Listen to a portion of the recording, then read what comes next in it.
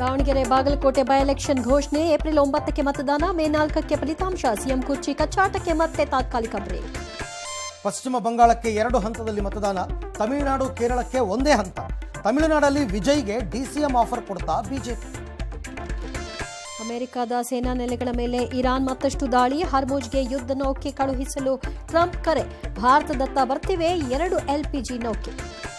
Iran supreme leader ಮೊಜ್ತಬಾ ಬದುಕಿದ್ರೆ ಶರಣಾಗಲಿ ಎಂದ Trump, ನೆತನ್ಯಾಹುವನ್ನ ಹುಡುಕಿ ಕೊಲ್ತೀವಿ, ಇರಾನ್ ಪಡೆ ಶಪಥ.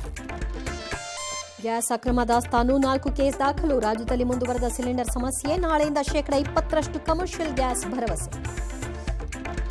ಬೆಂಗಳೂರಿನಲ್ಲಿ ಒಡಿಶಾ ಶಾಸಕರ ಕುದುರೆ ವ್ಯಾಪಾರ ಯತ್ನ, ಬ್ಲಾಂಕ್ ಚೆಕ್ ಸಮೇತ ಬಂದವರು ಲಾಕ್, 5 ಕೋಟಿ ಆಫರ್ ಕೊಟ್ಟಿದ್ರು ಡಿಕೆಶಿ ಬಾಂಬ್.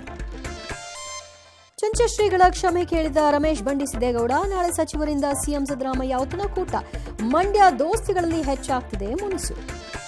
ಭೀಕರ ಅಪಘಾತದಲ್ಲಿ 3 RSIಗಳ ದುರ್ಮರಣ, ಆಂಬ್ಯುಲೆನ್ಸ್ ಸಿಗದೆ ಮಾಜಿ ಯೋಧ ಸಾವು, ಕಿಮ್ಸ್ನಲ್ಲಿ ಬೆಡ್ ಸಿಗದೆ ಹೋಯಿತು ಜೀವ.